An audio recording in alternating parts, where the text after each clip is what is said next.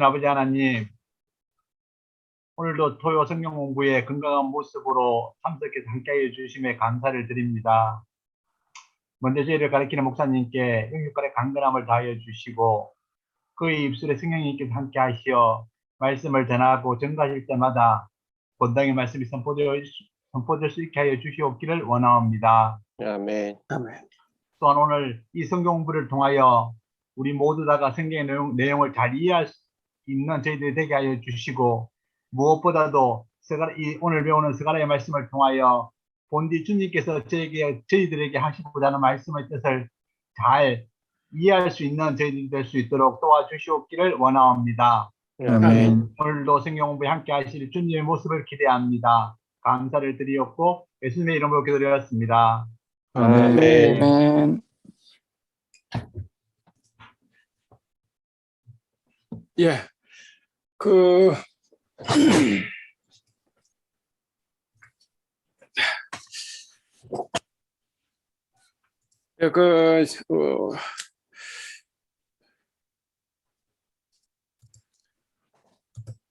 오늘 어쨌든 처음 오는 사람 소개는 하고는 노래는 다음에 하고, 오늘은 노래는 하지 마시고, 우리 오진희 자매님 한번 간단히 인사 말씀하고 시작할까요? 오늘 예, 너무 쑥스러워요. 예, 어쨌든 한국에서 오셨고 감사합니다. 예, 그러면 오늘 시작하겠습니다. 예, 소개는 다음에 정리되는 대로 하시기로 하고. 예, 오늘 이제 스가랴 1장인데, 제가 이제 하면서 고민을 좀 했습니다. 반상을 그냥 보고 넘어갈까? 근데 또 우리가 사실은 이 공부 시간에 안 하면 또 우리가 스가랴 언제 공부하고 언제 이 내용을 또 알겠습니까? 그래서 우리가 꼭 진도를 이렇게 맞춰서 나갈 필요가 없으니까, 우리가 성경은 어떤 말씀이든 읽고 우리가 이제 그 교훈을 또 찾을 수 있고 우리가 느끼고 대화할 수 있으니까, 그래서 공부를 다 하는 게 좋겠다 이 생각을 했습니다.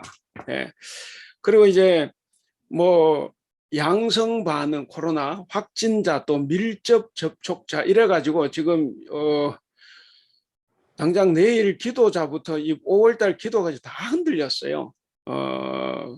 그래서 내일 일부도 이제 정태상 집사님 기도도 사실 바꿔서 들어온 거고, 2부 기도도 이제 임병옥 장로님께 제가 부탁을 해서 이제 하고, 계속 바뀌어요. 예, 이제 코로나 때문에.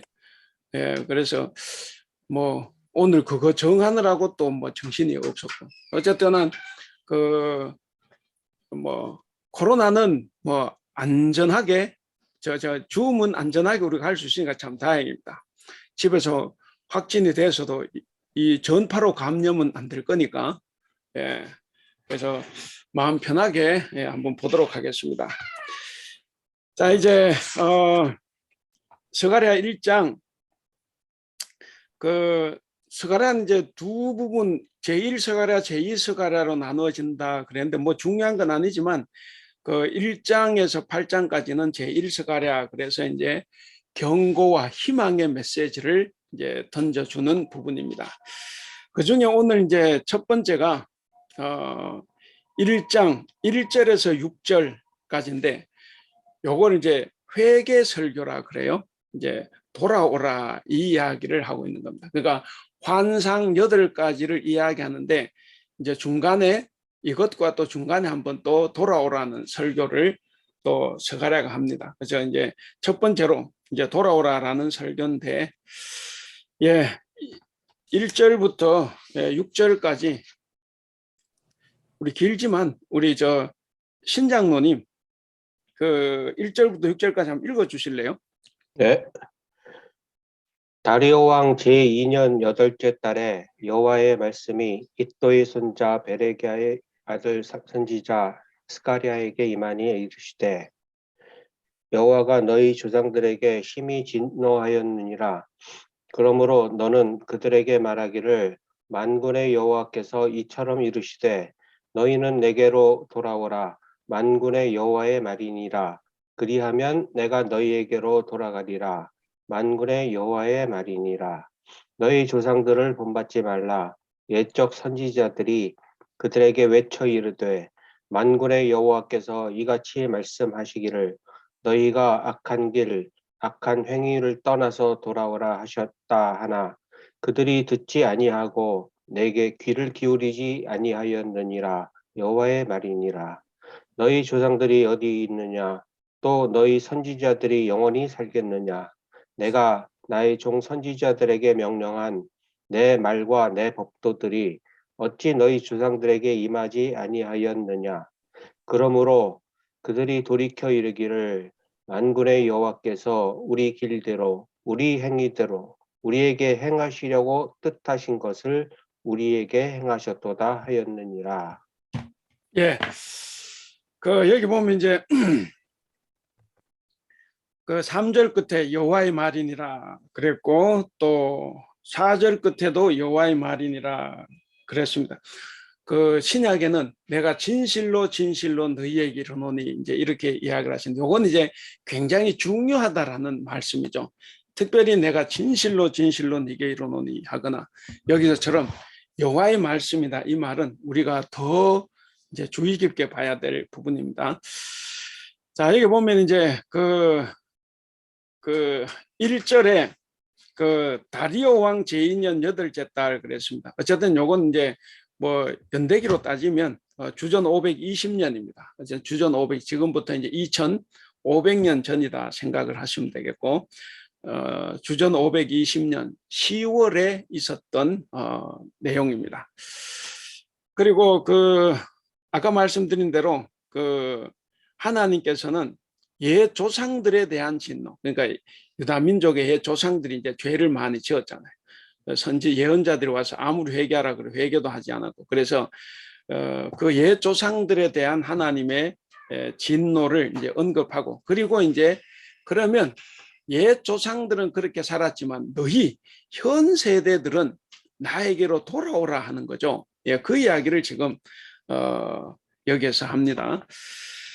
자, 1장 1절 그 스가랴 선지자에게 임했다 그랬습니다. 그 다음에 2절에 여호와가 너희 조상에게 심히 진노하였다 그랬습니다. 결국 하나님께서 그 조상들에게 심히 진노한 결과가 뭡니까? 바벨론 포로로 끌려간 거죠. 예, 주전 587년에 바벨론 포로로 잡혀갔습니다. 그리고 3절 그러므로 너는 그들에게 말하기를 만군의 여호와께서 이처럼 이르시되 너희는 내게로 돌아오라. 그 회개하라는 말이죠.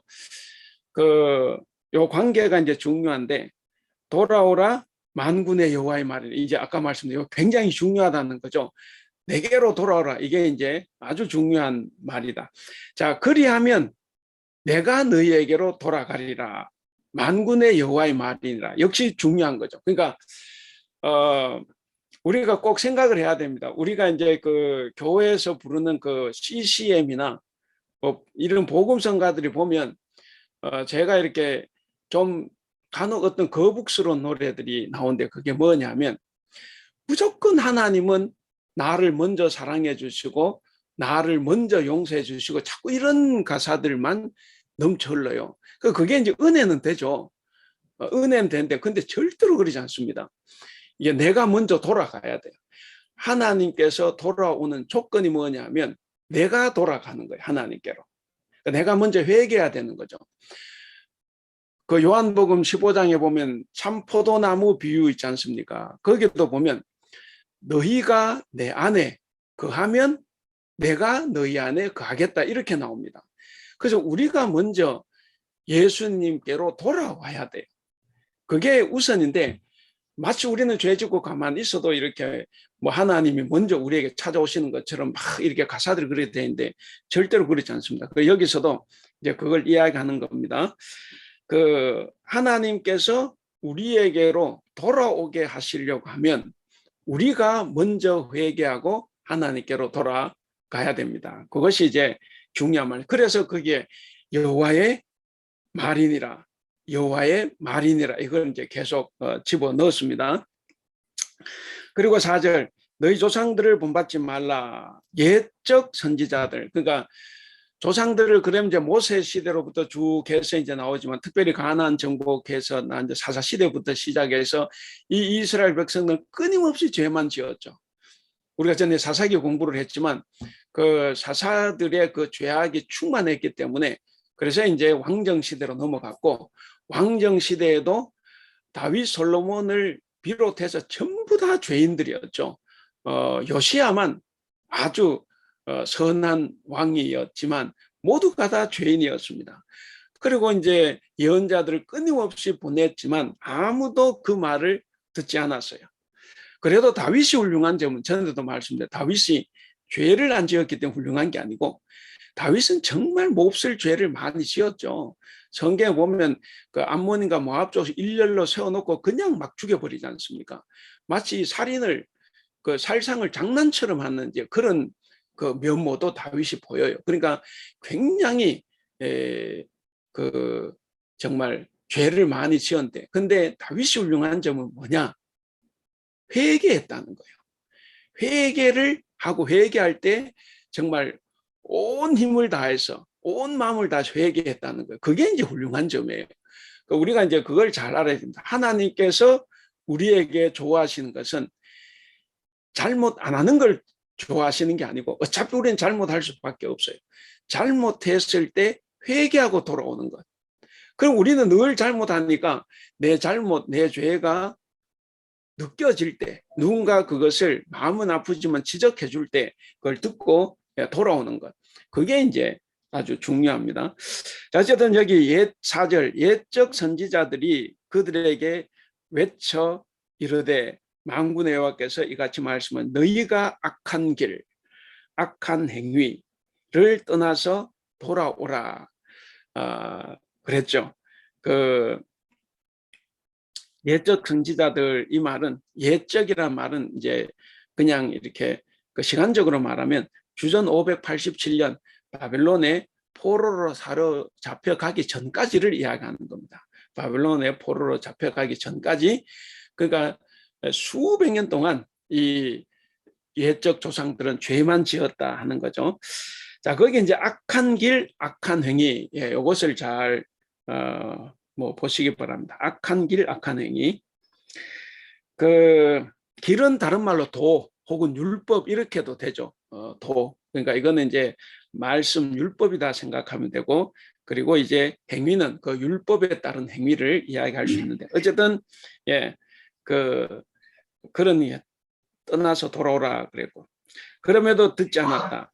그 다음에 5절 너희 조상들이 어디 있느냐, 또 선지자들이 영원히 살겠느냐.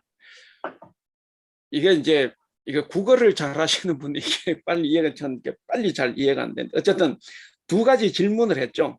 너희 조상이 어디 있느냐, 또 선지자들이 영원히 살겠느냐, 이렇게 이제 질문을 했습니다. 그러니까 이게 무슨 이야기냐면 너희 조상은 어디 있냐, 지금 있습니까 없습니까? 지금 이 자리에 없어요. 그러니까 사라지고 없다는 거죠. 없어요. 죄 아무리 지어도 그 사람은 이미 죽었다. 그 다음 선지자들 영원히 살겠느냐, 역시 선지자들도 다 죽고 없어요. 그러니까 이 말의 목적은 뭐냐 하면 다 지나갔다. 과거는 다 지나갔다. 다 지나갔기 때문에 더 이상 안타까워하거나 그것을 생각할 필요가 없다는 거예요. 그래서 우리 조상들이 이렇게 죄를 지어서 우리가 지금 이렇게 되었다는 등 그런 이야기 할 필요가 없다는 거예요. 다 지나갔습니다. 그래서 그 의미로 이 두 가지 질문을 했습니다. 다시 너희 조상들 어디 있느냐? 없다. 이미 죽어버렸어요. 선지자 영원히 살겠느냐? 당연히 죽었죠. 그래서 다 죽고 사라졌다 하는 것이고, 그 다음 6절 내가 나의 종 선지자들의 명령한 내 말과 내 법도들이 어찌 너희 조상들에게 임하지 아니하였느냐. 하나님의 안타까움이죠. 내가 나의 종 선지자들에게 명령한 내 말과 내 법도들이 어찌 너희 조상들에게 임하지 아니하였느냐. 그러니까 이건 뭐냐면 하나님의 말씀이 예언자들을 통해서 확실히 전해졌다는 거예요. 확실히 전해졌다. 이것은 이제 강조하는 말입니다. 그래서 이제 했는데 이제 조상들이 듣지 않은 거죠. 그러므로 그들이 돌이켜 이르기를 만군의 여호와께서 우리의 길대로 우리의 행위대로 우리에게 행하시려고 뜻하신 것을 우리에게 행하셨도다. 이건 간단하죠. 이건 뭐냐면 행위대로 처벌하신다는 거예요. 로마서도 보면 우리가 이제 이신칭이라 그러지만 로마서 2장, 4장 뭐 이렇게 쭉 보면 항상 행한 대로 보응한다. 이게 계속 강조가 됩니다. 하나님은 이게 이제 우리 일반 세상에서도 인과응보가 대단히 중요한데, 근데 실제로 성경에서도 인과응보는 굉장히 중요한 신학입니다. 그래서 이제 여호수아부터 시작해서 사무엘상하, 열왕기상하까지 이게 이제 인과응보적인 관점에서 역사를 쓴 거거든. 그러니까 인과응보라는 것은 중요한 신학 전통입니다. 그러니까 하나님께서는 행한 대로 갚아주시는 거예요. 그래서 여기도 이제 그 이야기를 하는 겁니다. 행위에 따라서 처벌한다는 이 신명기의 신학 사상이 여기에도 이제 그대로 적용이 됐습니다. 그래서 이제 조상들은 다 심판을 받았다 하는 거죠.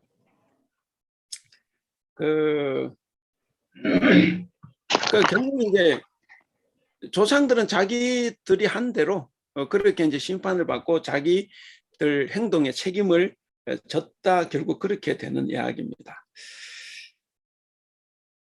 근데 이제 보면 4절에는 너희 조상들을 본받지 말라 그랬잖아요. 그러니까 4절의 조상은 예루살렘 멸망 이전에 조상들이고, 이 조상들은 본받지 말고, 근데 멸망하고 난 다음에 6절은 이제 멸망하고 난 다음에 조상들이에요. 이미 사실은 이제 스가랴서는 이미 회복이 돼서 70년이 지나서 고국으로 돌아왔지 않습니까? 그래서 이제 요 6절 말씀은 포로로 끌려갔던 조상들을 이야기하는 건데, 결국 그 조상들은 거기 나온 대로 그러므로 그들이 돌이켜 그랬습니다. 하나님께서 돌아오라고 했는데 포로로 잡혀갔던 백성들은, 조상들은 돌이켰다 하는 것을 이야기합니다. 그래서 만군의 여호와께서 우리의 길대로 우리에게 행위대로 우리에게 행하시려고 뜻하신 것을 우리에게 행하셨도다. 그렇게 하면서 지금 이 조상들은 돌아왔음을 나타내주고 있습니다. 그래서 이제 여기서 이제 중요한 교훈은 이제 3절에 나왔죠. 3절에 두 번에 걸쳐서 이는 만군의 여호와의 말씀이다 이렇게 했으니까 이게 이제 제일 중요한 부분이라고 보면 되겠죠. 그래서 우리 여기서 교훈을 찾는다고 하면 돌아오라와 하나님 우리 보고 돌아오라 하는 말씀과 우리가 돌아감이죠. 그래서 돌아오라와 돌아감, 이것이 이제 이 회개설교에서 키포인트다, 그렇게 볼 수가 있습니다. 사실 예레미야가 굉장히 많이 외쳤죠. 뭐 이렇게 자기 나라의 멸망을 직접 두 눈으로 본 사람, 목도한 사람이었기 때문에, 그래서 이제 그를 눈물의 예언자다 그렇게 이야기하는데, 대표적으로 이제 예레미야 같은 사람은 얼마나 돌아오라고 외쳤습니까? 그럼에도 불구하고 돌아오지 않았고, 그래서 결국에 이제 바빌론 포로로 끌려가서 70년이 차면 돌아올 거다. 그랬다가 이제 거의 매국노가 돼서 이제 뭐 비난도 많이 받고 이제 박해도 많이 받았죠. 어쨌든 이제 그런 이 선지자들이 많이 있었다 하는 것을 알 수가 있습니다. 그래서 끊임없이 돌아오라는 외침이 있었다. 당시의 백성들은 돌아오지 못했지만 우리는 이제 이런 것을 성경을 통해서 우리가 다 보기 때문에 이제 돌아가는 게 중요하죠. 그래서 인간이 돌아가야만 하나님께서도 돌아오신다. 이것을 이제 우리가 생각하면 좋겠습니다. 예. 그래서 어쨌든 우리 교회든 가정이든 뭐 어디든지 간에 그 우리가 먼저 그 회개할 때 하나님께서 우리에게 희망을 새롭게 주신다 하는 것을 우리 한번 생각해 볼 수 있겠습니다. 예, 그 다음에 이제 이제 7절부터 이제 8가지 환상이 쭉 나오는데 예, 환상을 한번 첫 번째 환상을 한번 보겠습니다. 그 환상은 뭐 제목은 여러 가지로 붙일 수 있지만 어쨌든 붉은 말을 탄 사람 환상. 그래서 7절에서 17절까지가 이제 그 하나의 환상입니다. 그래서 이제 7절부터 10절까지 그죠? 우경근 장로님 7절부터 11절까지 읽어주시고 그다음 12절부터 17절까지는 우리 한승익이 좀 읽어주고. 예. 다리오 왕 제2년 11째 달 곧 스밧월 24일에 이또의 손자 베레아의 아들 선지자 스가랴에게 여호와의 말씀이 임하니라. 내가 밤에 보니 한 사람이 붉은 말을 타고 골짜기 속 하승류 나무 사이에 섰고 그 뒤에는 붉은 말과 자줏빛 말과 백마가 있기로 내가 말하여 내 주여 이들이 무엇이니까 하니 내게 말하는 천사가 내게 이르되 이들이 무엇인지 내가 내게 보이리라 하니 화석류 나무 사이에 선자가 대답하여 이르되 이는 여호와께서 땅에 두루 다니라고 보내신 자들이니라. 그들이 화석류 나무 사이에 선 여호와의 천사에게 말하되 우리가 땅에 두루 다녀보니 온 땅이 평안하고 조용하더이다 하더라. 여호와의 천사가 대답하여 이르되 만군의 여호와여 여호와께서 언제까지 예루살렘과 유다 성읍들을 불쌍히 여기지 아니하시려 하나이까. 이를 노하신 지 70년이 되었나이다 하매 여호와께서 내게 말하는 천사에게 선한 말씀 위로하는 말씀으로 대답하시더라. 내게 말하는 천사가 내게 이르되 너는 외쳐 이르기를 만군의 여호와의 말씀에 내가 예루살렘을 위하며 시온을 위하며 크게 질투하며 안일한 여러 나라들 때문에 심히 진노하나니 나는 조금 노하였거늘 그들은 힘을 내어 고난을 더하였습니다. 그러므로 여호와가 이처럼 말하노라. 내가 불쌍히 여김으로 예루살렘에 돌아왔은즉 내 집이 그 가운데에 건축되리니 예루살렘 위에 먹줄이 쳐지리라. 만군의 여호와의 말이니라. 그가 다시 외쳐 이르기를 만군의 여호와의 말씀에 나의 성읍들이 넘치도록 다시 풍부할 것이라. 여호와가 다시 시온을 위로하며 다시 예루살렘을 택하리라 하라 하니라. 예. 그 환상의 목적은 알죠. 이제 순차 진행이 되지만 이 환상은 이제 예루살렘 성전 재건을 이제 독려하고 격려하기 위한 거죠. 이제 그것을 이제 하는 것이 이제 8가지 환상입니다. 그래서 이제 첫 번째 환상인데 첫 번째 환상을 보면 일단 7절은 이제 서론적인 선언이고 8절은 이제 환상의 배경입니다. 자, 7절을 보시면 이 8가지 환상을 단 하룻밤 동안에 다 봤어요. 거기 보면은 11째 달 곧 스밧월 24일에 단 하룻밤 동안에 환상 8가지를 다 본 것을 이제 우리가 알 수가 있습니다. 그리고 이게 이제 보통 우리 환상 그러면 꿈을 꿨다 이렇게 생각할 수가 있는데 꿈 아니에요. 지금 이 스가랴가 본 것은 꿈을 꾼 것을 말하는 것이 아니고 의식이 완전한 채로 지금 영적으로 이 환상을 보고 있는 겁니다. 그래서 잠자면서 꿈꾼 것이 아니에요. 그걸 우리가 이제 기억을 하면 좋겠다. 그리고 또 한편, 참 머리 좋다. 그거를 다 보고 이걸 기록한다는 것도 이제 신기하고, 저는 출애굽기 민수기 이렇게 읽어보면 모세가 시내산에서 이제 하나님께로부터 성막에 대한 식양을 이게 다 이제 듣고 내려오지 않습니까? 근데 그걸 어떻게 다 생각하고 그걸 다 정말 대단한 사람이라고 보여집니다. 근데 아마 여기 계신 분들 중에도 그 당시에 태어났으면 아마 그런 머리를 소유할 수 있을 거라 생각을 합니다. 저도 30년 전쯤만 해도 제 머릿속에 우리 교회 성도들 친구들 전화번호 100개는 입력이 되어가 있었어요. 불행하게도 지금 제 번호도 못 외우지만 과거로 가면 갈수록 사람들이 이제 암기력이 이제 이게 뛰어났으니까. 자, 그래서 어쨌든 이제 하룻밤 동안에 본 그 8가지 환상들입니다. 그 7절 그 베레가 아들 선지자 스가랴에게 여호와의 말씀이 임하니라 그랬습니다. 그러니까 이제 자기가 본 이 환상을 스가랴는 하나님의 말씀이다 이렇게 지금 기록을 하고 있어요. 그러니까 꿈꾼 것은 아니고 방금 말씀드린 것처럼 어쨌든 이걸 하나님의 말씀으로 이 스가랴는 받아들였습니다.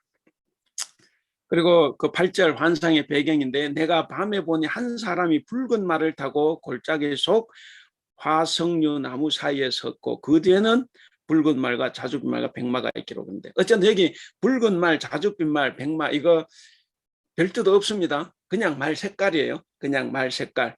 그래서 그냥 정상적으로 말의 색깔을 이야기하는 것이고 그 다음에 이제 9절부터 13절까지는 등장인물들의 그 대화인데 저는 이거 아무리 봐도 주석을 살펴봐도 이게 도대체 뭐 어떻게 연결이 되는지를 모르겠어요.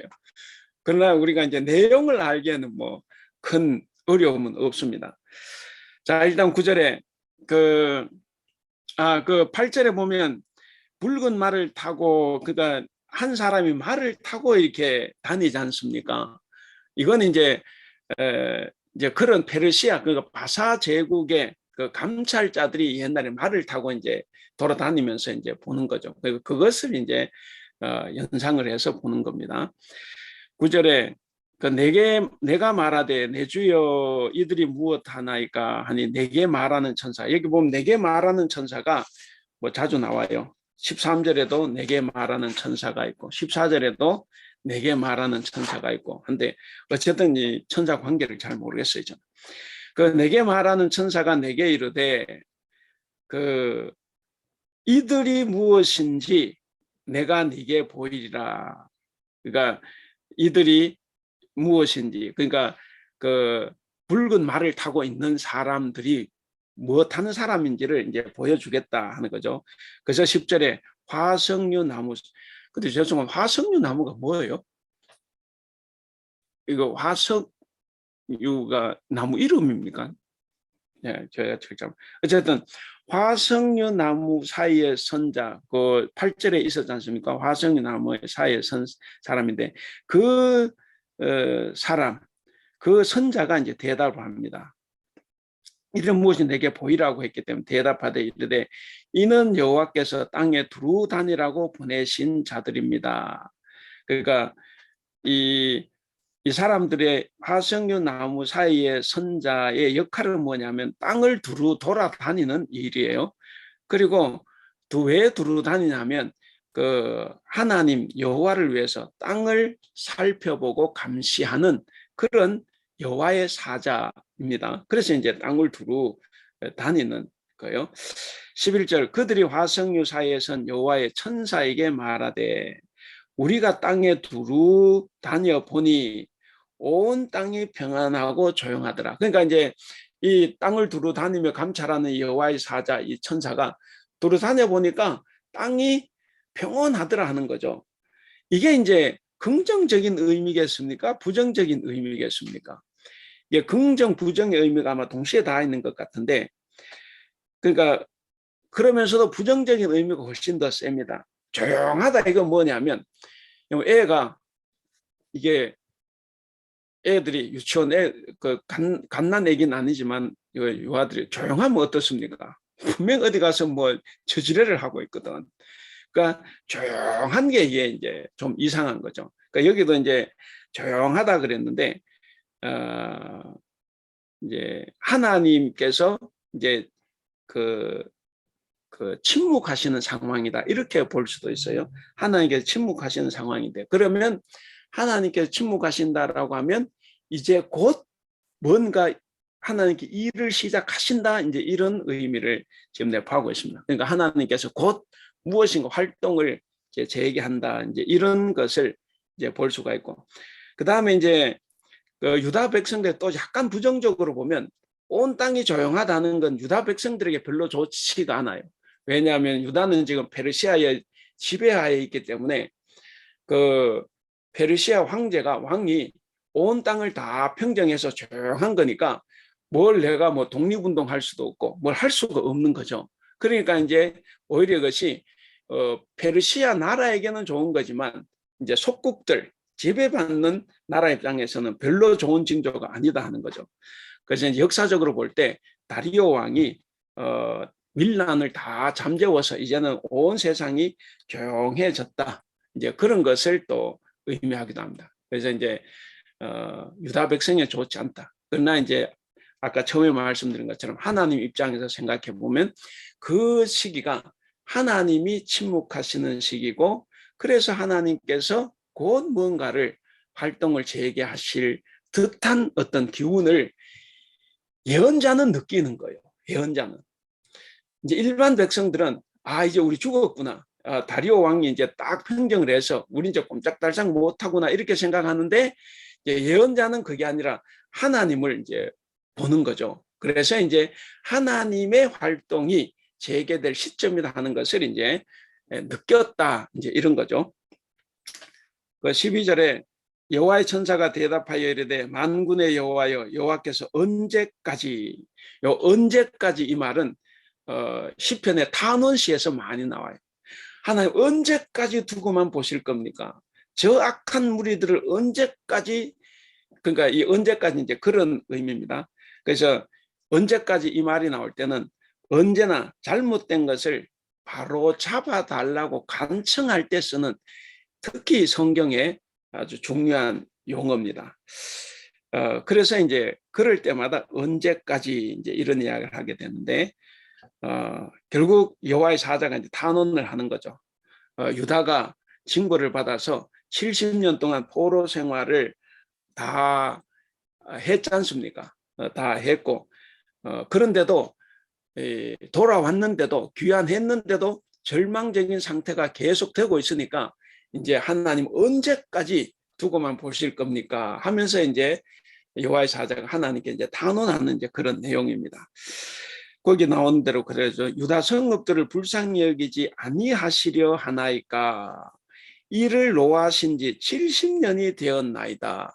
그러니까 70년이 다 지나고 지금까지도 왜 이 유다 백성들이 이렇게 힘들게 사냐 이제 그렇게 이야기합니다. 13절 여호와께서 내게 말하는 천사에게 선한 말씀 위로하는 말씀으로 대답하셨다 그렇게 이야기를 합니다. 그래서 어쨌든 이런 언제까지라고 할 만큼이 타운원시 뭔가 타운원이 터져 나오는 이런 상황에서 천사는 이 스가랴에게 뭔가 그 위로의 말씀을 지금 전해주고 있다 하는 거죠. 위로의 말씀을 전해주고 있습니다. 그 이제 14절, 그 14절부터 이제 17절까지는 그 천사가 위로의 말을 전한 천사가 두 가지 메시지를 이제 전달을 해 줍니다. 그 14절에 보면 내게 말하는 천사가 내게 이르되 너는 외쳐 이르기를 만군의 여호와의 말씀에 내가 예루살렘을 위하여 시온을 위하여 크게 질투하며 그 이제 그 하나님 질투하신 하나님 그러지 않습니까? 이건 이제 우리가 이제 이걸 신인 동형론적 표현이라 그러죠. 정말 하나님이 질투한다 이렇게 생각하면 안 되죠. 이게 이제 우리 하나님이 뭐 이렇게 질투하고 그러겠습니까? 이제 이게 인간적인 표현이죠. 그래서 이런 걸 가지고 이제 뭐 잘 아시는 대로 신인 동형론적 표현이라고 하는데, 그러니까 우리 인간의 입장에서 하나님의 마음을 한번 이제 찾아보는 거죠. 그랬을 때 질투한다. 그 질투는 왜 합니까? 질투하는 거 다 이유가 있죠. 너무나 사랑하니까 질투하지 않습니까? 예, 너무나 사랑하니까. 그래서 이 질투하다 이 말은 하나님과 유다 백성과의 관계를 나타내는 거예요. 그러니까 하나님은 유다 백성을 사랑하기 때문에 유다 백성이 잘못하거나 우상을 숭배하게 되면 엄청나게 인간적으로 봤을 때 질투가 폭발하는 겁니다. 그래서 이제 무너지게 하는 거죠. 그리고 이제 아까 말씀드린 질투는 이제 사랑에서 비롯되는 건데 사랑의 열정이 너무 너무 깊기 때문에 이렇게 질투가 발생한다 하는 거죠. 자, 그래서 크게 질투하며 15절 안일한 여러 나라를 때문에 심히 진노하나니 나는 조금 진노하였거늘 그들은 힘을 내어 고난을 대했다. 이게 이제 그 안일한 여러 나라들 요거 보면 이제 뭐 표현이 근데 이제 표준 세번역을 보면 안일한 생활을 즐기는 이방 나라들, 여러 나라들, 그러니까 이런 것이고, 이제 공동 번역을 보면 거만하게 구는 나라들이에요. 예. 어쨌든 안일한 생활을 즐기는 이 나라들 때문에 하나님께서 심히 진노하는 겁니다. 왜냐? 이유가 거기 나와 있어요. 나는 이스라엘 백성 유다가 죄를 지어서 죄 지은 만큼 벌 주기 위해서 바벨론 포로로 보냈는데, 그런데 이 바벨론이나 페르시아는 하나님의 생각보다 훨씬 더 이스라엘 유대 백성 괴롭힌 거예요. 그게 이제 하나님이 이제 불같이 진노하게 된 거죠. 그게 이제 질투하게 된 겁니다. 감히 내 백성을 너희들이 너무 괴롭힌다 이거죠. 그래서 이제 질투가 발동이 된 건데, 어쨌든 나는 조금 노했는데 그들은 힘을 내서 유다 백성들에게 고난을 더 가중시켰다 하는 겁니다. 16절 그러므로 여호와가 이처럼 말하노라. 이제 그랬기 때문에 이제 그들이 이 판결을 집행한 하나님보다 훨씬 더한 고통을 유대 백성들에게 줬기 때문에 16절 여호와가 이처럼 말합니다. 내가 불쌍히 여김으로 예루살렘에 돌아왔은즉 내 집이 그 가운데 건축되리니 예루살렘 위에 먹줄이 쳐지리라. 만군의 여호와의 말이니라 그랬습니다. 역시 여기서 이제 만군의 여호와의 말이나 들어갔지 않습니까? 이것도 굉장히 중요하다는 거죠. 예루살렘에 그러니까 하나님이 돌아오셨는데 이 표현상으로 보면 이스라엘 백성이 돌아왔다는 말이 없어요. 그래서 이게 이제 원래 이런 걸 쓸 때 그래서 이제 유다 백성들이 하나님께 회개하고 돌아왔고 그래서 하나님께서 돌아오셨다 이렇게 되는데 지금 그게 없습니다. 그러나 적지는 않아서도 아마 유다 백성이 돌아왔겠죠. 왜냐하면 포로 70년 동안 그들의 신앙이 가장 좋았을 때이기 때문에. 그래서 이제 그게 전제가 돼 있다고 보고, 그래서 유다의 회복의 시작은 이제 하나님의 돌아오심 이것으로 이제 시작이 됐습니다. 그리고 여호와가 돌아오셨다라고 하는 증거는 이제 성전이 재건이 되고 예루살렘 성이 회복되는 것을 이제 전제를 합니다. 자, 그래서 그걸 이야기한 거예요. 내 집이 건축되고 예루살렘 성 위에 먹줄이 이제 쳐진다. 먹줄. 옛날에는 이거 할 때 다 먹줄로 했지 않습니까? 예, 딱 하면 딱 그랬는데 요즘 뭐 이렇게 어쨌든 먹줄이 쳐진다 그랬습니다. 17절 그가 다시 외쳐 이르기를 만군의 여호와의 말씀에 나의 성읍들이 넘치도록 다시 풍부할 것이라. 그 하나님께 돌아와서 완전히 예루살렘 성을 회복시키는 거죠. 여호와가 다시 시온을 위하여 다시 시온을 위로하며 다시 예루살렘을 택하리라 하라 하니라 그랬습니다. 그래서 결국 이 말은 뭐냐면 17절에 현재 유다 백성들이 바벨론 포로에서 귀환했음에도 불구하고 계속 고통이 계속되는 그 곤경은 원래 하나님 뜻이 아니라는 거예요.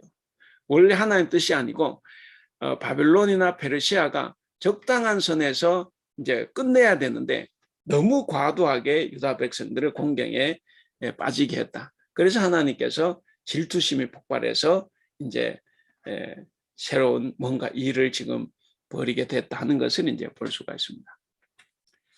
그래서 여기서 이제 뭐 교훈을 찾으면 이제 이런 거죠. 만왕의 왕이 누구인가 하는 건데 그게 이제 페르시아 왕도 바벨론 왕도 아니라는 거예요. 그들이 뭐 다 뭐 세계를 제패하고 기고만장의 모든 이제 이방 나라들 다 정복하고 이렇게 해서 자기들이 마치 그 세계를 주관하는 왕처럼 보이지만 근데 그게 아니라는 거예요. 만왕의 왕은 누구냐? 하나님입니다. 그 하나님이 이제 뭔가 일을 이제 시작을 하시는 거죠. 그래서 눈에 보이는 인간 왕이 만왕의 왕이 아니라 우리 눈에 보이지는 않지만 우리 하나님이 만왕의 왕이다. 그래서 이제 신자들에게 그리스도인의 가장 중요한 것은 눈에 보이지 않는 것을 믿는 게 중요하죠. 그것이 참 믿음입니다. 그런 의미에서 이제 창조과학 이런 거는 사실 대단히 비신앙적인 거죠. 자꾸 눈에 보이게 만들고 눈에 보이는 이제 증거가 있어야 믿겠다는 건데 그건 뭐 될 수가 없어요. 우리는 보이지 않는 것을 믿는 사람들이고 그 믿음을 제대로 가질 때 그것이 이제 참 믿음의 소유자가 된다는 것을 알 수가 있어야 됩니다. 그 다음에 이제 그 두 번째는 그 이제 아까도 보셨지만 회복은 먼저 회개가 있어야 됩니다. 이게 표현은 안 되어 있지만 유다 백성들이 70년 포로 생활을 하면서 이제 돌아왔죠. 그래서 이제 하나님께서도 돌아왔습니다. 그리고 그 회복의 조건은 뭐냐면 이 백성들이 회개하는 것이고 그리고 하나님의 임재입니다. 자, 그래서 회개가 중요하다 하는 것을 우리가 다시 한번 생각해 볼 수가 있습니다. 그래서 하나님은 어디 계시느냐? 우리가 딱 따져보면 이런 거죠. 하나님은 어디 계시냐? 어디 계시겠습니까? 이 말씀을 드리면 회개하는 곳에 하나님께서 계십니다. 그건 뭐 우리가 생각해 직방이죠. 하나님은 우리가 회개하는 것을 바라고 계시는 분이기 때문에 우리가 진심으로 회개할 때 그곳에 하나님께서 계신다 하는 것을 우리가 이제 또 달리 한번 생각해 볼 수가 있습니다. 그래서 우리가 회개하면 하나님께서 돌아오시고 하나님께서 함께 하시면 모든 것이 너무나 분명해진다. 이제 그런 것을 우리가 볼 수가 있습니다. 그 환상 두 번째인데 1장 18절에서 21절까지 우리 혹시 전진우 집사님 한번 읽어 주세요. 18절에서 21절까지. 내가 눈을 들어 본즉 내게 뿔이 보이기로 이에 내게 말하는 천사에게 묻되 이들이 무엇이니까 하니 내게 대답하되 이들은 유다와 이스라엘과 예루살렘을 흩뜨린 뿔이니라. 그때 여호와께서 대장장이 4명을 내게 보이시기로 내가 말하되 그들이 무엇하러 왔나이까 하니 대답하여 이르시되 그 뿔들이 유다를 흩뜨려서 사람들이 능히 머리를 들지 못하게 하니 이 대장장이들이 와서 그것들을 두렵게 하고 이전에 뿔들을 들어 유다 땅을 흩뜨린 여러 나라의 뿔들을 떨어뜨리려 하느니라 하시더라. 네. 자, 이게 이제 네 뿔과 네 대장장이 환상인데 그 뿔넷과 대장장 넷 환상 이제 이렇게 어쨌든 네 뿔과 네 대장장이 환상입니다. 그러니까 이제 앞에서 봤던 첫 번째 환상에서는 그 하나님께서 이방 국가들의 이방 나라들의 잔인함에 대해서 진노를 하셨어요. 유다에 대해서 너무 심하게 특히 이제 과거에 먼저 150년 전에 아시리아에 멸망했던 그 이스라엘을 포함해서 아시리아도 이스라엘을 너무 심하게 몰아쳤고 그리고 바벨론도 마찬가지고 그러니까 이런 그 이방 국가들의 잔인함에 대해서 이제 하나님께서 진노하신 것이 첫 번째 환상에서 보여준 거라고 하면 여기 두 번째 환상에서는 그런 이방 나라들의 잔인함에 대해서 여호와께서 진노하셔가지고 이제 심판을 하게 된다. 이방 나라는 심판을 받게 될 것이다 하는 것을 이제 말을 하고 있습니다. 자, 거기 이제 그 18절 보시면 내가 눈을 들어본즉 4개의 뿔이 보이기로 그랬습니다. 그 4개의 뿔이 보였다. 그 4개의 뿔은 뭔가 이제 권력, 힘을 상징하잖아요. 그 4개의 뿔이니까 이게 이제 단순하게 생각하면 4개 나라를 이제 생각해 볼 수가 있습니다. 그래서 그 유다와 이스라엘 그리고 예루살렘을 해친 나라가 이제 4나라다 이렇게 볼 수 있어요. 만약 그렇게 본다고 하면 바벨론, 페르시아, 그리스, 로마 이제 이렇게 4나라를 볼 수가 있고, 근데 여기서는 이제 대체로 학자들은 그렇게 볼 수 있지만 이제 그것은 좀 이제 좀 거리가 먼 이야기다 이제 그렇게 합니다. 그래서 오히려 4는 상징적인 수로 이제 봐야 된다. 그렇게 이야기하는 것이 더 많더라고요. 그래서 4는 땅에서의 완전함이죠. 3은 이제 하나님의 수고 4는 땅의 수고. 그래서 3과 4 더하기 7이 이제 완전수가 되는 건데 어쨌든 땅에서 완전한 수니까 이게 이제 별로 좋지는 않은 거죠. 그래서 어쨌든 여기서 그 땅에서의 완전함을 의미하는 숫자로 봅니다. 그래서 그렇게 생각을 해보고 그 4를 땅의 수로 보는 것이 이제 그런 거죠. 뭐 사방, 그 다음에 사철. 그래서 이 땅에서는 그렇게 사방, 사철 뭐 그렇게 그래서 이제 땅의 수로 그렇게 이야기를 합니다. 이거 뿔은 힘과 권세의 상징이다. 이건 이제 성경에서 뿔이 나올 때 항상 이제 그런 의미로 사용이 됩니다. 그래서 어쨌든 내 뿔이 뭔지는 모르지만 분명히 거기에 바벨론이나 페르시아 들어가 있을 것 같아요. 그래서 이 내 뿔은 유다와 예루살렘을 파괴하고 해친 모든 세력을 다 이야기한다. 그렇게 볼 수가 있습니다. 그리고 19절 이에 내게 말하는 천사에게 물었습니다. 묻되 이들이 무엇이나이까 하니 내게 대답하되 이들은 유다와 이스라엘과 예루살렘을 흩뜨린 뿔이니라. 그러니까 뿔은 이제 여기서 뿔은 이방 국가들의 힘을 상징합니다. 그래서 이 이스라엘과 예루살렘을 무너뜨리고 흩어지게 했던 그런 이제 이방 나라들을 이야기를 합니다. 결국 이제 주전 587년에 북이스라엘이 이제 주전 722년에 북이스라엘이 이제 아시리아에게 이제 멸망을 당했고 그래서 이제 흩뿌려졌고 그 다음에 이제 135년 정도 지나서 이제 주전 587년에 이제 바벨론에게 이제 유다가 패망함으로써 또 이렇게 흩어졌죠. 이제 그것을 이야기합니다. 여기서는 이제 아시리아와 바벨론을 의미하는 것으로 19절 그 뿔은 볼 수가 있습니다. 그 다음에 20절 그때 여호와께서 대장장이 4명을 내게 보이시기로 그랬습니다. 자, 대장장이 4명. 이 대장장이 4명은 뭘 하느냐? 뭐 우리가 이제 상식적으로 생각해도 이제 들어오지 않습니까? 뭐냐면 유다를 멸망시킨 4개의 뿔을 멸망시키기 위해서 4명의 대장장이가 필요한 거예요. 그래서 이제 4명의 대장장이가 이제 등장을 한 겁니다. 그리고 이 대장장이가 누군지는 설명이 없어요. 그 설명은 없고 어쨌든 4개의 뿔을 응징하기 위해서 4명의 대장장이가 이제 등장했다는 것이고 여기 이제 뭐 대장장이 이제 망치를 들고 이제 선 것인데 이 4명의 일꾼이 이제 어쨌든 이제 뭐 심판을 이제 시작하게 될 겁니다.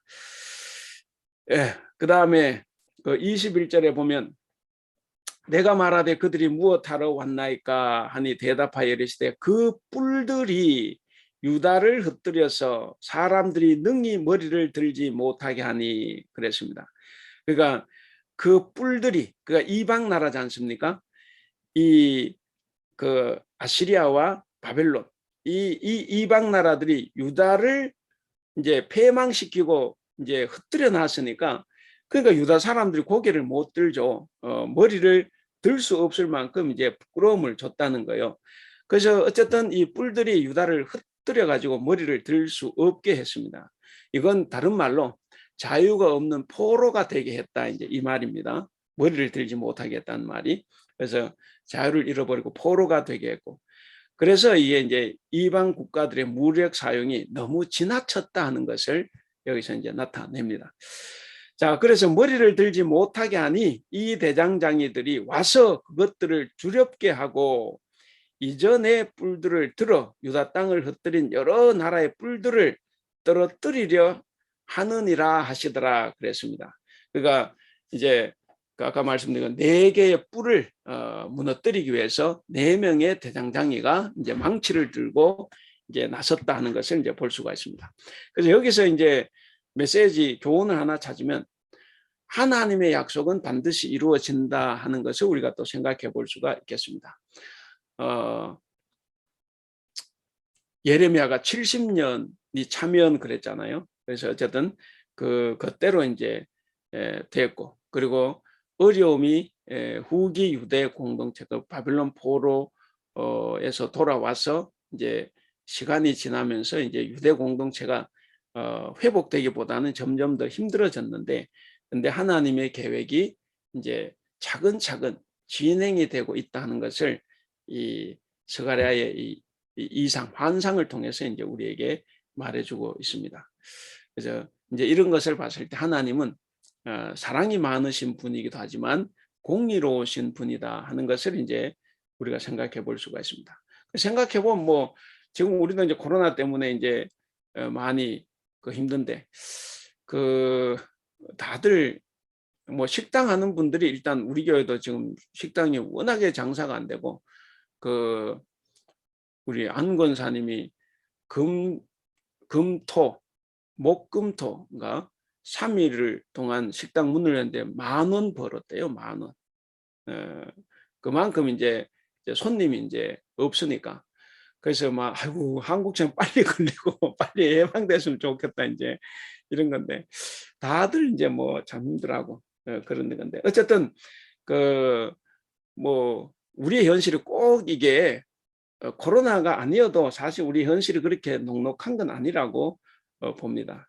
근데 우리 하나님께서 약속해 주신 것 우리가 굳게 믿고 하나님을 신뢰하면 하나님께서 또 때가 되면 또 풀어주신다는 것도 우리가 믿고 살면 좋겠다 하는 말씀을 드리고 싶습니다. 예, 오늘은 예, 원래 2장까지 하려고 했는데 예, 생각보다 이렇게 진도가 못 나갔네요. 예, 오늘 여기까지 하겠습니다. 예, 좀 쉬시면서 이렇게 서로 인사도 하시고 우리 저 박성우 집사님, 예, 네, 한국 목사님. 갔다 오셨다면서요? 네네, 덕분에 다들 기도해 주셔서 잘 다녀왔습니다. 예, 어쨌든 참 고생하셨습니다. 네. 그러면 박주원 집사님이 싱가포르 가서 박성구 집사님하고 같이 한국 가신 거예요? 아니요. 먼저 박준 집사가 먼저 한국에 들어왔고요. 비행기표가 없어가지고 비행기표가 왜 없어요? 마침 그때가 싱가포르이 한 5일간 연휴였었어요. 딱 시작하는. 그래가지고 지금 싱가포르 이제 정상화 됐거든요.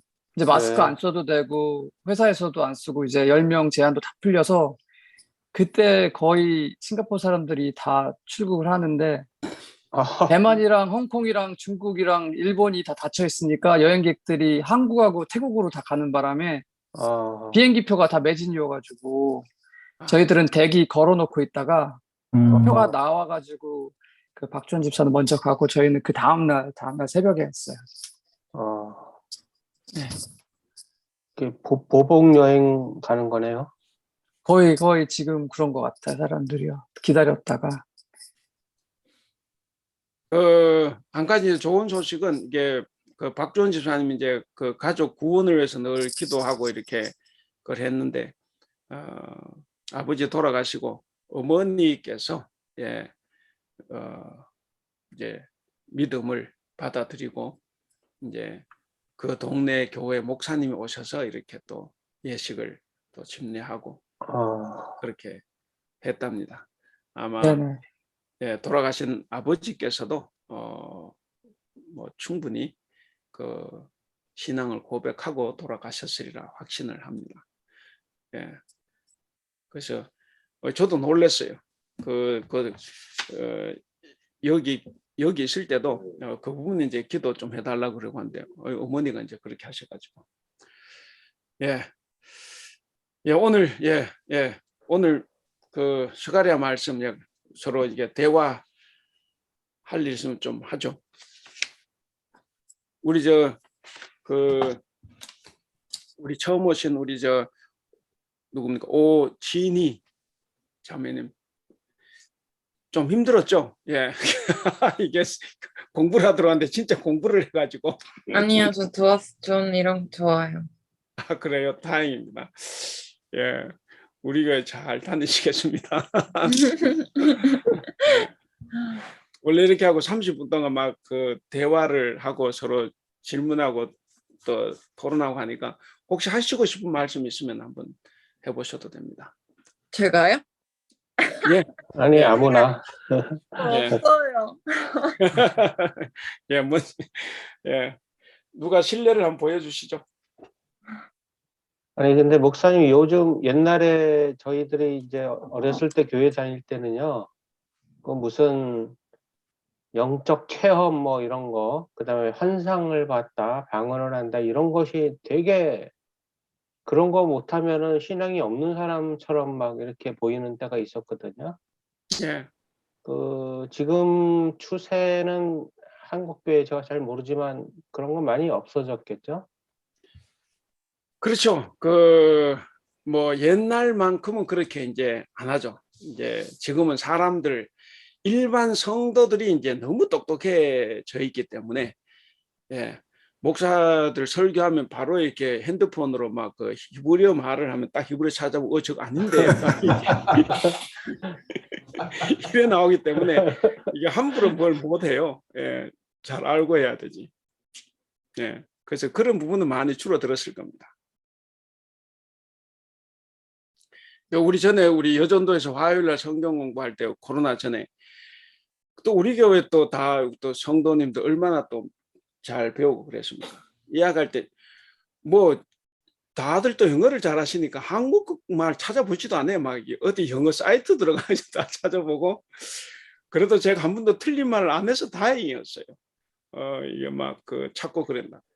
계속 뭐 그러니까, 실시간으로 검증을 당하고 계시는군요. 예. 물론 틀리면 말 안 했겠죠. 맞는 거는 이제 그게 맞았다 이제 이렇게 이야기를 하셨겠지만 틀린 거는 저를 생각해서 이제 이야기를 안 했을 거고. 어쨌든 이제 지금은 많이 달라졌지만 그래도 기본적인 토양은 또 뭐 그러지 않나 생각해 봅니다.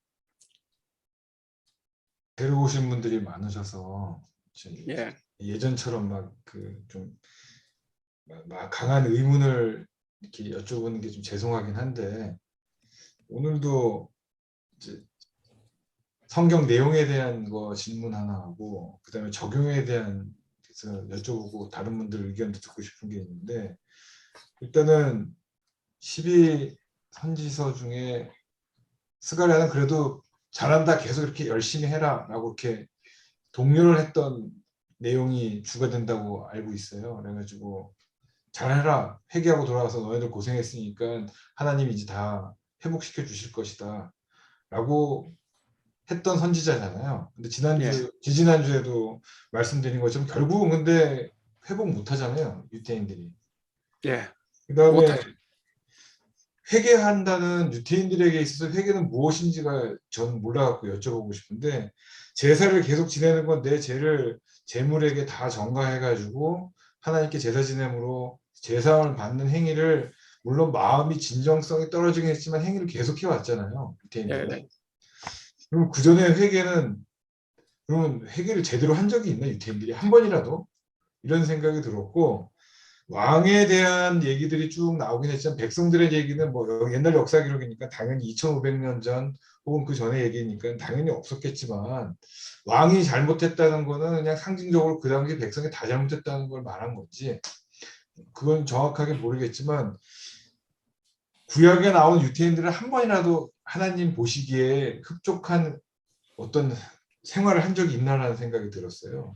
예. 그래가지고 그 사람들의 죄는 과연 회복이 될 수 있는 죄였는가, 회개가 가능한 죄였는가 이런 생각이 들었고 되게 막 이렇게 좀 유치한 질문인데 다윗이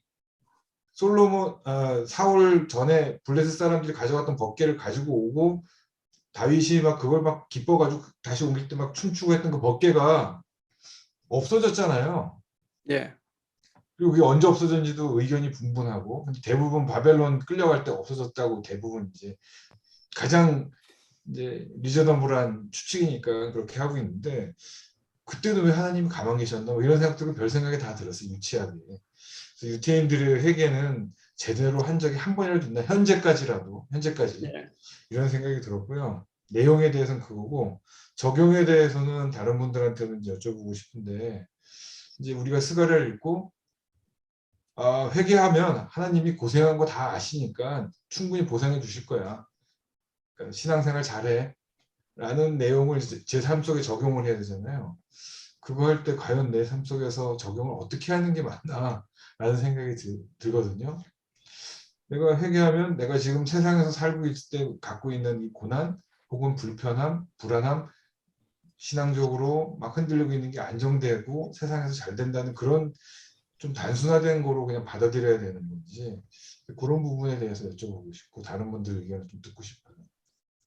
예, 그 적용에 대해서는 이제 같이 한번 의논을 대답해 주시고, 그 이제 내용에 대해서는 그 이스라엘 백성은 회개를 제대로 한 적이 없다. 우리가 이제 그게 이제 신명기 역사서, 여호수아 사사기, 사무엘상하, 열왕기상하 이게 이제 그 책이 쓰여진 목적이 뭐냐면 이들의 죄가 차고 넘쳤다는 거죠. 그래서 이제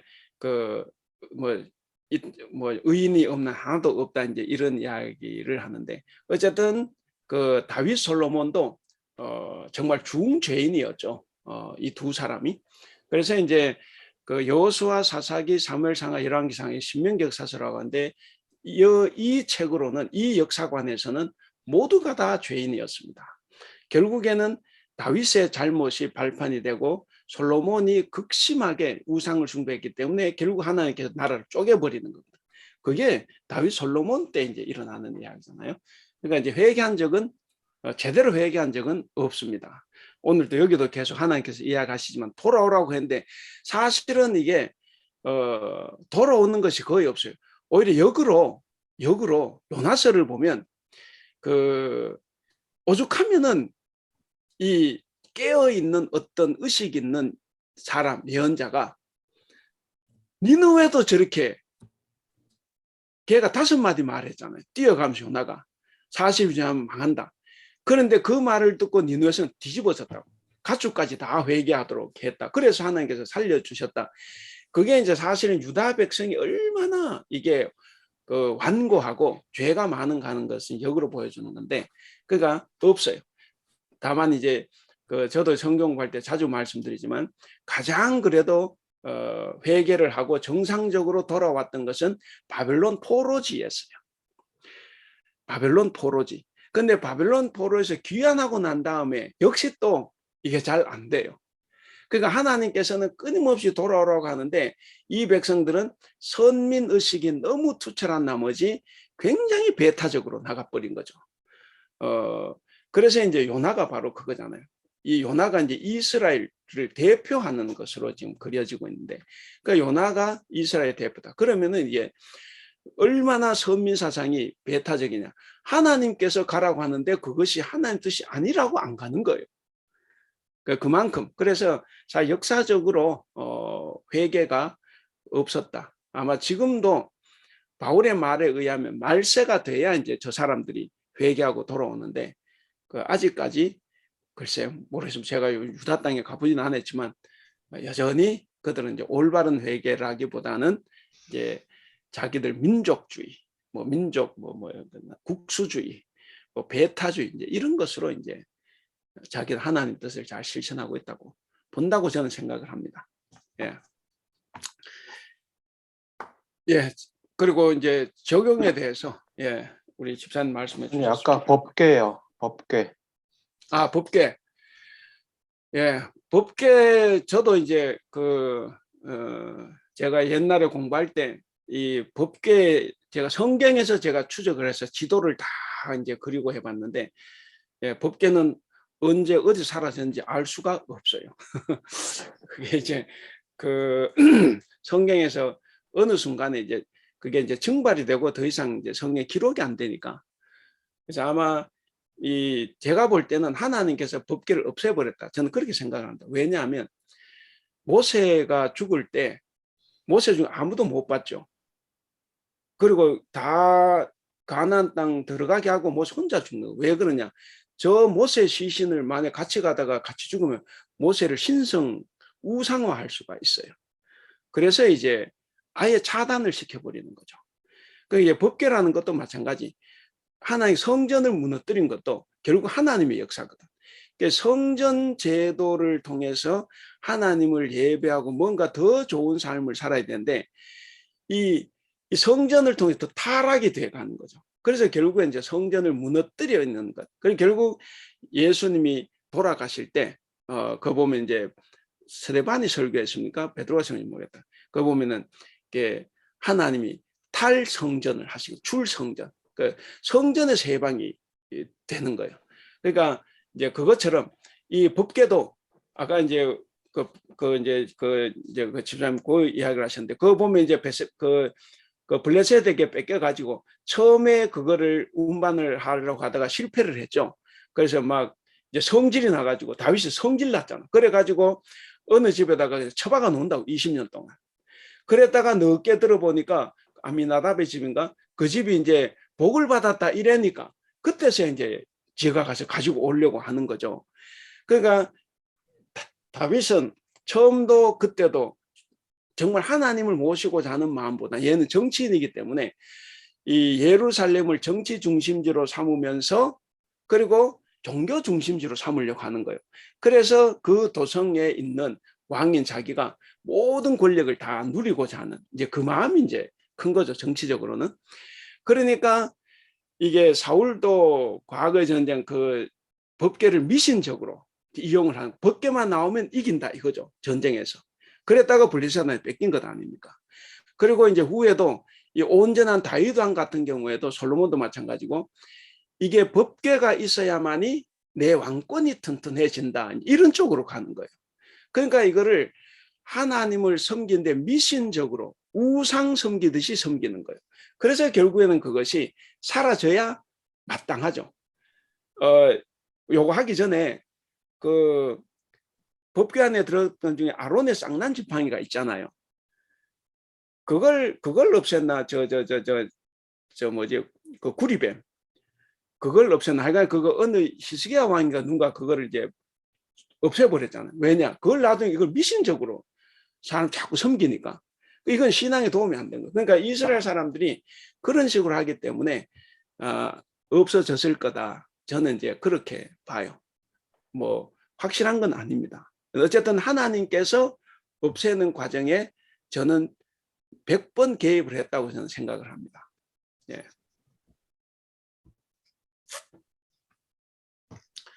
그 적용과 관련해서요. 우리가 이렇게 성경을 읽고 제 삶 속에 적용하기 위해서는 아 이래서 이랬고 결과적으로 이렇게 돼서 이렇게 됐구나라는 걸 알 수 있잖아요. 근데 우리가 하나님을 믿는다는 거는 존재를 믿는 거가 아니라 그건 당연한 거고 하나님이 하신 말씀이나 행하신 것을 우리한테 약속하신 것을 믿는 거잖아요. 예, 듣고 실천한다. 예. 근데 구약에서 나온 걸 보면 하나님이 이렇게 약속을 많이 해주셨는데 백성들이 안 지켜가지고 실현된 게 없는 걸 보면 이제 제 삶 속에 적용할 때 나는 할 수 있을까 막 이런 생각이 들어요.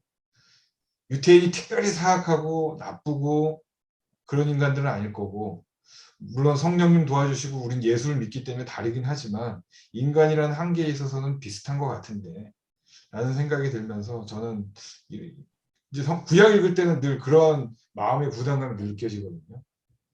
그 비슷한 것 같아도 비슷하지 않은 부분들이 많아요. 그 이제 그래서 사실 예수님 오신 거거든. 이게 저 유대 백성들이 잘 했으면 예수님 오실 필요가 없었겠죠. 근데 이제 그게 안 됐기 때문에 이제 예수님이 이제 오신 거고, 그래서 이 말한 것이 이제 종말에 가서 이루어질 것. 그 전에 메시아가 오면 이제 이루어진다. 그래서 이제 구약 성경을 이제 예수님 맞춰서 우리가 또 해석을 하고 있기도 한데, 이제 우리가 구약 시대 유대 백성들보다 훨씬 더 나을 수도 있고 또 안 좋을 수도 있어요. 왜냐? 좋다고 생각하는 건 이 사람들이 선민사상, 우리도 그렇지 않습니까? 내가 특권을 누리려고만 하고 그 특권에 책임을 지지 않으면 이건 이제 막 나가는 거거든. 그러니까 유대인들은 선민들한테 특권 의식만 강조하고 그걸 누리려고만 했지 거기에 대해서 어떤 책임지려고 하는 행동을 보여주지 않았어요. 그게 이제 신명기 역사서가 보여주는 것이고, 그리고 이제 후대 가서 이제 그 요나를 통해서 이제 그걸 아주 극단적으로 드러내지 않습니까? 유대인들이 이 선민의식이 얼마나 철저하냐 하면, 우리 저 한승익이 목사 아들인데, 나도 목사 아들이야. 목사 아들인데, 이게 교회에서 말이죠. 이게 당연히 나도 교회 가면 그 교회 중고등 이제 뭐죠 아동부 때 일때는 마치 내가 다 아는 것처럼 막 행동을 해요. 그럼 목사들이 뭔가 이게 대접 받아야 되는 것처럼 막 뭔가 하는데, 이게 이제 문제가 있는 거. 근데 커서도 계속 그렇게 한다고 하면, 그 제가 이제 한남대에 있을 때도 제일 골치 아픈 애들이 누구냐? 목사 아들이면서 신학하려고 하는 애들. 이거는 거의 중병입니다. 거의 말을 안 들어요. 그래서 저는 중병을 앓진 않았어요. 저는 워낙에 아무리 안 해도 저는 듣기는 잘해요. 정말 저는 이제 그게 있어가지고 다 잘 듣고 이렇게 하는데, 그리고 그 다음 문제가 장로 아들인데 신학하려고 하는 애들. 이거 농담 아니에요. 제일 문제가 많아요.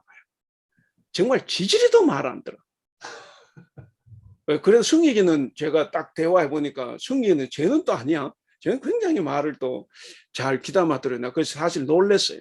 예, 그래서 모든 이제 모든 목사님 자녀들이 다 그런 건 아니고 좀 너무 그렇게 목사님 아들에 대한 그런 이미지를 좀 그렇게 낮추실 필요는 없다고 생각하고요.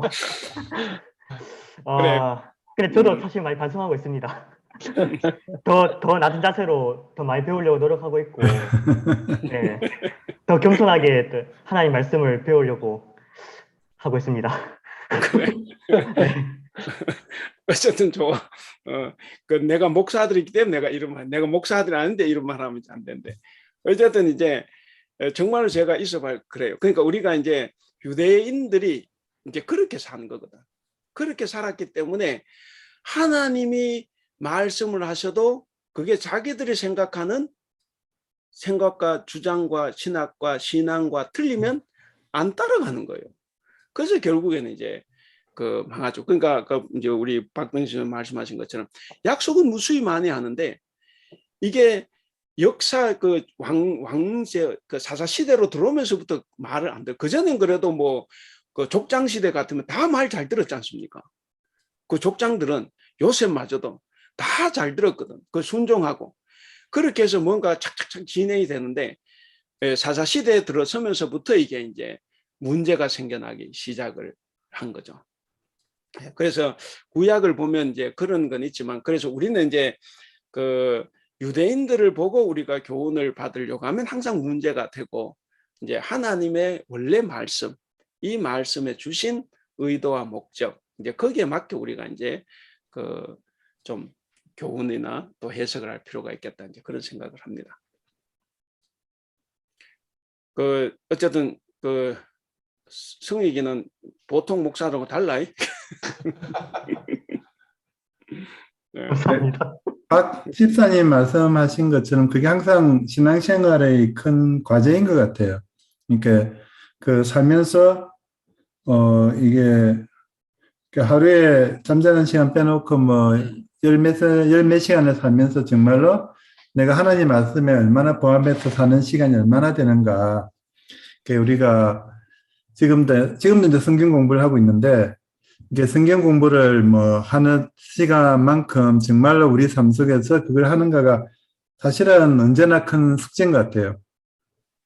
이게 작은 거 하나부터 습관화되어야 되는데 그게 굉장히 쉽지 않은 일이라는 것이 항상 느껴지는 것 같아요. 그러니까 아마 거기 뭐 좀 민감한 사람도 있고 안 하는 사람도 있다 그러는데, 그러니까 제가 생각하기에는 우리가 뭔가를 하나를 했을 때 얼만큼 내 양심에 민감해지냐 하는 부분들이 조금 큰 숙제인 것 같아요. 그러니까 좀 더 하나님 말씀에 가까워지면은 죄에 대해서 좀 더 민감해지고, 그 작은 죄에서도 정말로 민감해져서 그것을 하지 않으려고 하는 노력하는 부분들이 바뀌는 삶이 돼야 하는데, 그 부분들이 좀 서로 많이 교제하면서 나누면서 지켜나가는 것이 되게 중요할 것 같아요. 근데 그게 생각보다는 큰 숙제인 것 같아요. 그러니까 성경 공부가 사실은 듣고 뭐 시험 보는 거면 차라리 마음이 편할 수 있는 성경 공부인데 이게 이제 요즘 보면은 이 공부는 목적이 결국 실천하지 않으면 모든 시간들이 사실은 헛된 거거든요. 성경이 제가 느끼기에는 성경의 지식에 대한 것을 하나를 아는 것도 중요하지만은 결국에서는 우리가 이거를 통해서 바뀌지 않으면은 원래의 성경 공부했던 목적이 안 되니까 그 부분들이 아마 저도 그렇고 아마 박 집사님도 아마 그 부분 때문에 말씀하시는 것이 아닌가 하는 생각이 들고 해가지고 근데 사실은 그 부분들은 저희가 뭐 이런 상황에서 서로 교제하기도 쉽지도 않고 또 우리가 실제 적용할 때 많이 부딪히는 부분이 있잖아요. 실제로 직장 생활을 하든지 사회생활을 하든지 특히 이제 거기 많은 분들은 또 그런 부딪히는 일들이 많은데 이제 그때그때 어떻게 해결할 거냐 하는 것들이 좀 많기도 하면서 또 서로 고민하면서 나가야 될 문제 같긴 합니다. 근데 확실한 건 있는 것 같아요. 이게 좀 덜 민감해진다는 거는 멀어진다. 하나님과 멀어지는 것 같아요. 죄에 대해서나 잘못에 대해서 덜 민감해진다는 그는 상황이 저도 그때 경험할 때가 있는데 그러면 이게 뭔가 위험한 상황이구나 하는 생각이 조금 뭐 느껴지고 하는 그런 것 같습니다. 말씀드리기가 애매하긴 한데 근데 사실 시간 생활할 때 가장 큰 숙제인 것 같아요. 이게 이스라엘 민족의 문제는 이스라엘 민족의 문제고 실제로는 닥치는 거는 이제 저희 문제고 저희 가족의 문제이기 때문에 이 부분들이 특히 스가랴서 같은 거 읽으면서는 잘 못 느끼지만 항상 공부할 때 느끼는 막 숙제지 않나는 생각은 듭니다. 저도 실천은 못하지만 개인적으로 하나님 말씀 실천 안 하면 그건 크리스찬 아니라고 생각하거든요. 교회 나온다고 크리스찬이는 절대 아닌 것 같고요. 실천을 안 하는 하나님 말씀을 삶 속에 적용 안 하면 그건 기독교인이 아니라고 생각하는데 그런 생각을 하니까 제가 괴로운 거예요. 나는 실천을 제대로 하고 있는 거라는 생각이 들어가지고. 그리고 최소한 교회 다니는 사람이 교회 안 다니는 사람보다 착하든지 더 공의롭든지 정의롭든지 뭐 이래야 되는데 차이가 없든지 오히려 교회를 활용해 가지고 자신들의 사익을 취하는 모습들이 더 많이 보여지기 때문에 그리고 자신들만을 위해 가지고 돈 쓰고 화려하게 보이는 것들 때문에 설사 실제로는 아니어도 안 믿는 사람한테 그렇게 보이기 때문에 지금 더 비난받고 있는 것 같거든요. 그래서 그런 생각 들면 성경 공부하면서 이렇게 돌아보는 자체가 저한테는 큰 감사한 일인 것 같아요. 저는 60년대 초반에 제 위에 저보다 11살 많은 형이 우리를 손잡고 끌고 갔거든요, 교회를. 60년대 초반만 해도 교회라는 그 단체가 상당히 세상 사람들로부터 그래도 존경을 받았다고 저는 그렇게 느껴졌던 시대였어요. 교회 다니는 사람들은 진짜로 회개해갖고 올바른 삶을 살고 그런 거였는데 70년대 초반에 이게 데브란 영화가 나왔어요. 갓파더. 거기서 너무 내가 교회를 다니면서 충격을 받은 게 사람 막 다 죽여놓고 신부한테 가서 고해성사를 하는 거예요. 그리고 또 죽여요. 그리고 또 고해성사해요. 그래서 너무나 어린 마음에 이게 너무 충격을 받았어요. 이렇게 아무리 영화지만 이 영화가 진짜 실화 같잖아요. 막 그렇게 어렸을 때 보면은 아니 세상에 저럴 수가 있나 이런 생각이 들었는데 어느 날 이제 커서 보니까 교인들도 똑같은 짓을 하고 있는 거예요. 교회 가서 회개하고 교회만 나오면은 다시 나쁜 짓 하고 이런 것들이 너무 많은데 지금 예수님 말씀이 세상의 빛과 소금이 되라는 게 아니고 이제 우리는 교회 안에서도 빛과 소금의 역할을 먼저 세상에서 하기 전부터 교회 자체가 너무 이렇게 지금 혼탁해져 있고 그런데 생활에 어떻게 적용하냐 이것 때문에 다들 고민이 많으셨을 거라 생각하지만 제가 내린 결론은 할 수 있는 거를 실천하는데 그 가장 중요한 게 성품을 바꾸는 거라고 생각을 해요. 성격. 내 성격 그대로 성질 내면서 교회 다니고 그래봤자 하나님 말씀 실천하기 되게 어렵다. 내 화나도 참고 내가 잘못 욱하는 거 참고 뭐 이런 거 남들 마음 불편하게 말하는 거 실수하는 거 좀 줄이고 이런 것이 결국은 실천하는 게 아닐까 믿음을. 그거 없이는 아시잖아요. 수십 년 교회 다녀도 똑같잖아요 사람들이. 그러니까 하나님이 예수님이 팔복 말씀하신 것도 모두가 우리 성품에 관한 것들이 많잖아요. 그러니까 결국은 우리 자신과의 싸움으로 귀결이 예. 되는 것 같습니다. 제 생각은. 예, 확실히 성품은 중요합니다. 저도 이제 일단 신앙생활 하게 되면 이제 성품을 좀 온화하게, 좀 부드럽게 바꾸면 좋겠다. 다행히 여기는 다 온화한 분들만 지금 이제 계셔서, 예, 참 감사하고. 그 다음에 이제, 진짜입니다. 그 다음에 우리가 이제 이제 성경을 공부하다가 왜 스님도 도 같으면 뭐 그냥 개고기 먹고 술 마시고 한다고 들었어요. 예. 목사도 도 같으면 뭐 할 수는 있죠. 예. 저는 체질상 안 맞아서 못할 뿐인데 이제 그게 사실은 뭐 중요한 부분이 아니거든.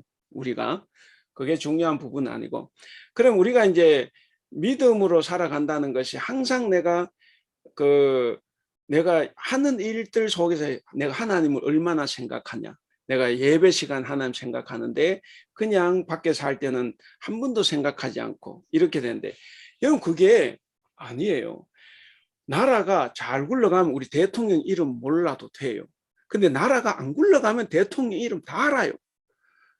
그러니까 우리가 신앙생활을 제가 볼 때 여기 계시는 분들은 이 정도 신앙생활 하셨고 그리고 성품도 많이 온화하고 그리고 이제 교회에서 신앙생활 열심히 하셨고 하나님의 마음을 안다고 하면 살아가면서 하나님을 때로 못 느껴도 아무 관계가 없어요.